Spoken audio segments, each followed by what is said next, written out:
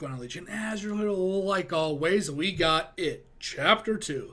Oh, hell yeah.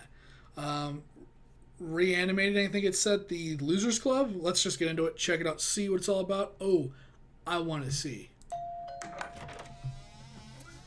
Hey, what up, Chastain? Can I help you? I used to live here. That sounded like Won't you Pennyworth. come in? It's the least I can do. It's not, but Like you remember? Cleaner. Well, you feel free to look around while I get the water boiling. oh, is this like? Winter fire. Uh, oh, wow! Really, a time skip? Like that?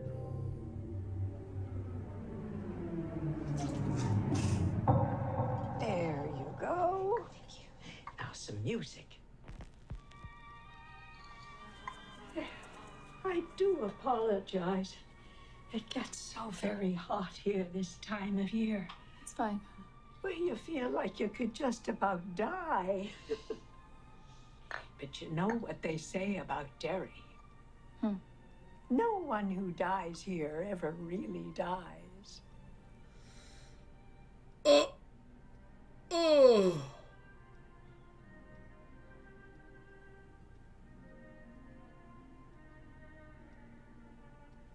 But tell me, how is it being back in Derry? It's good. Strange. Strange? Oh, my. I had some cookies in the oven before you came. Stay right there. I shouldn't impose. I'm gonna. No, I insist. Your photos are lovely, Miss Kirsch. Are these your family? My father came to this country with $14 in his pocket. What did he do, Mrs. Kirsch? My father joined the circus.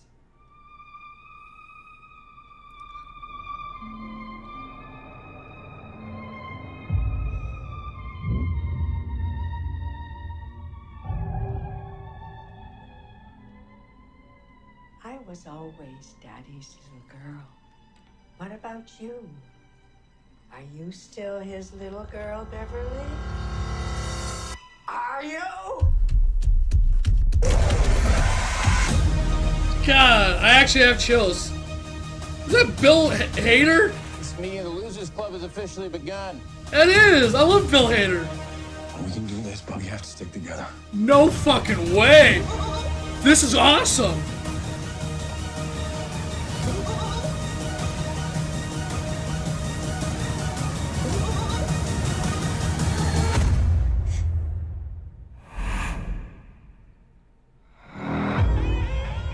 Hello. Oh, dude, I got it. Let me hear the hello again.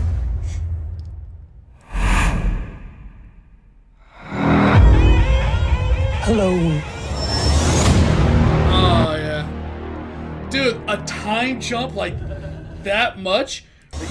Are you fucking serious? That's a straight, like, just, what the fuck? Yeah, Bill Hader, we got Charles Xavier, Chastain, was that, Peel? Who the hell was the black guy? We can do this, but we have to stick together. Oh, no, it's really dark. I don't know who that is, actually. Wow. It looked like Peel. From Key and Peele at first. Well, I don't know what to say, dude. That is fucking really cool. I like the first hit. Big fan of it. Love the scary horror slashers genres. I love them all. It was really good. I enjoyed it. It was definitely like, it wasn't something I was just like, eh. No, I really thought it was an awesome movie, and I'm glad they made it. I saw the original Pennyworth stuff. I didn't really remember them being a short. I remember seeing like what I thought was the full movie of just, I think it was everything put together. I saw it when I was like maybe 6 or 7, maybe older a little bit. But I was really young when I saw them. I never had a fear of clowns. Actually, I really like clowns. I really like the crazy looking ones. But yeah, it's like, oh Jesus, man! Like they're making another one. It's a time skip like that. That's really cool.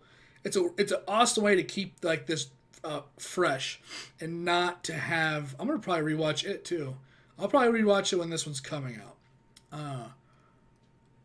But instead of just having the kids come back, which RIP their career, hopefully they find something else, But yeah, man, to have a skip like that definitely keeps this storyline, this arc of this character, this horror character, really fresh and not just kind of making a 2 and a 3 of these kids doing the same thing over and over. This is a whole different. These are adults now in this scary kid scenario, which is awesome. Which that is the coolest part. We're not seeing like the slasher film. It's all about the big titty teenage girls and the boyfriends that are inevitably going to die. And other stuff where it's like kids, like Chucky or Nightmare on Elm Street kind of has a little bit of younger people to teenage years. These are like straight up like adults, man, reliving the horrors that they experienced as kids. That's a cool new take. That is completely different than what we see a lot of the time with the horror. Like even like Unfriended, they were from their the Unfriended 1 was like high school kids. Unfriended 2 was like adults in a way, but they've stumbled into like the dark web, like people that were selling people. That's a little different, right? That is people on people horror. That's a psychological thriller. There's a lot of adult style psychological thrillers that go out there, like whether it was like something maybe on the corner. At the time it wasn't corny. It is now, but it's like Hostel with the whole selling humans again. That's pretty much the theme. It's mostly adults. You don't really want to go with like teenagers or younger people getting abducted and sold into like sex slavery or mutilation. You usually say that for adults because it's cleaner than trying to get people to really get over the whole fact that some teenage girl was just brutalized like that, right? So usually they do those movies with adults instead of like teens or younger. So when it comes to like that kind of stuff, when it comes to real issues of the world, usually you see people like adult people. Like I said, because it's really hard to get anybody to really sign off on a whole, this teen is just being raped or something like that, or having her eye melted out, or this young boy is getting his toes crushed with a sledgehammer, right? You just can't really. It's hard to explain that away when it's kids. So you usually save it for like the psychological, stuff like that for adults. This kind of stuff where it is just, and this was pretty crazy. This was children getting their arm bit off and stuff like that, and the boy being murdered, and he coming back as like the boy in the raincoat, the younger brother of Charles Xavier. There, I don't know his fucking name. This was a pretty brutal movie. Some brutal stuff happened to these kids. It was definitely refreshing to see them take a more like Jesus Christ kind of take.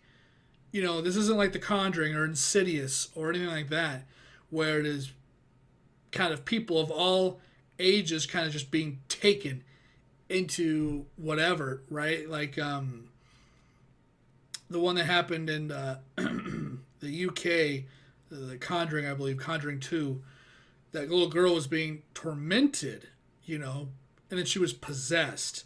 But it's a big difference from being possessed. The Grudge, you got to see teenagers just get sucked into a mirror, right? You didn't get to see like a little boy literally in terror because a clown bit a hole in his arm and then essentially murdered him. Like, it was a pretty brutal movie to have with the brutal stuff that was happening to young kids. It's something we haven't seen in a good while with like an A+. Like a lot of the shittier movies, the ones that are just like underfunded or that are never really going to make it to the popular stuff. I've seen a lot of the old ones. I haven't seen a lot of like the Sundance-esque back burner type of movies. I haven't seen like a lot of those recently because I haven't really been making the point to. But there's a reason why those movies aren't on TV being promoted. This stuff happens. People make these movies that happen to people of all ages, but I'm really referring to like the ones that are going to hit the mainstream running, and they're going to be on the Tonight Show and Kimmel and all that stuff like that being talked about. Because there's movies that are made that are just like, holy shit, everybody's just getting decapitated. But those movies don't get no play. It's like if you're talking about like Eminem making the radio no matter what he does, right? Eminem says a lot of homophobic stuff and a lot of Jesus, I'm getting cotton mouth. He gets a lot of crap, but he's still on the radio. It is like the Eminem, right? Kids are being messed up.